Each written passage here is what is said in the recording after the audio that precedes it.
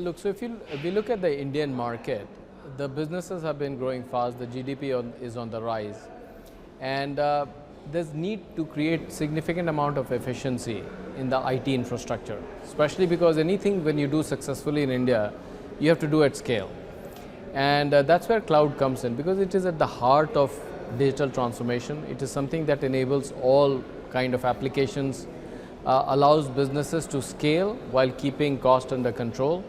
And it also leads to a lot of innovation. For example, if you want to deploy anything related to AI, you need a good data platform, but underneath that you need robust cloud infrastructure. So massive opportunity, I think, for cloud, and that's why we decided to launch the Airtel Sovereign Cloud recently.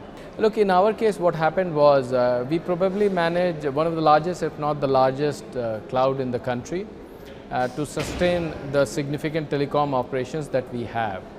We created cloud to create efficiencies for our own business. But it was built at a scale where we have, let's say, more than 10,000 servers deployed. There's more than 250 petabytes of data that we handle on a dynamic basis. And this also required integration of significant amount of technologies to make it happen. When we started talking to our customers, particularly in B2B space, both businesses and government, we realized that this innovation made sense for them as well. But it also required certain unique features. For example, sovereignty. And when I say a sovereign cloud, I'm referring to both the data plane as well as the control plane within the country. We also realized that our customers here in India want a cost-efficient cloud which has predictable cost. So, which requires transparency in how they are built, which also required optimization of network costs. It's called egress, ingress cost when it comes in the cloud context. So we were able to create all those benefits that the businesses were looking for, particularly for predictable workloads. And since the launch, we've seen a lot of traction. So we also validated it with multiple customers. We went out and talked to CIOs, and we are seeing a lot of adoption of it now.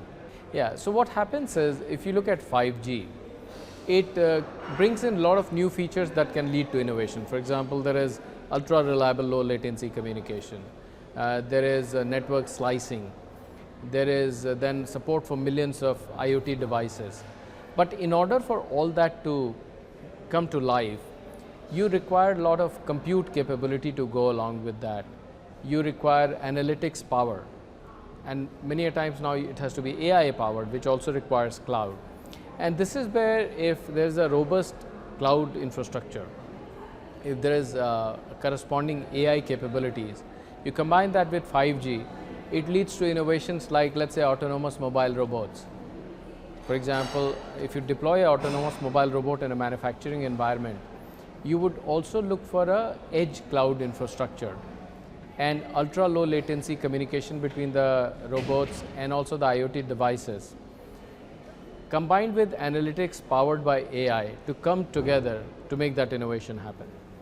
So it's actually a combination of some of these parallel industries and technologies coming together which make the innovation possible. So multiple places. For example, if you look at very recently we launched spam prevention, fraud prevention solution that uses network intelligence and analyzes more than 3 parameters on a real-time basis to make sure that a call is flagged as either a spam call, and if there's a compromised link, we stop it before our end users go to the compromised link. Now that is for consumers, right? Within B2B, there are multiple verticals which are potentially early adopters. Banking, financial services is one. Manufacturing is another big sector which uses it. But we are also noticing that retail is a big user of it. So it's a combination of multiple industries, and I also forgot the next gen tech, the digital native companies, they are huge adopters of cloud.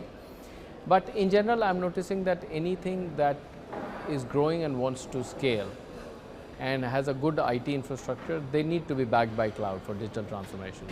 See, the way we have done it is, one, we had to create a massive scale cloud to operate in a market which has one of the lowest ARPUs in the world and still operate at healthy EBITDA profitable margins. So if you ask me, the first customer of Airtel is Airtel itself. We deployed it on Airtel. We fully utilized it to our advantage. As we scaled, we were able to control costs, At the same time, unleash a lot of innovation in multiple areas, leveraging our cloud. So cost optimization was done just by design. Now we are bringing that innovation to others, where we have integrated multiple technologies at cost. We have created our own software, leveraging open source software in multiple places to create huge amount of efficiency, both at software level, at hardware level, in integration levels. And then we have also automated using AI technology, so we use AI chatbots and a couple of other features.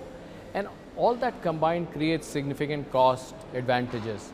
And as a telco, because we also control network, there is a lot of cost associated when you move data to cloud and out from cloud. It's called ingress and outgress calls. So that part we are able to control.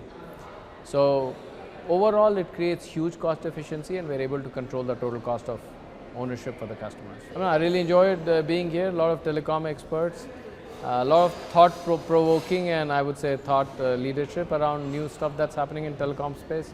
Always good to be in such a conference.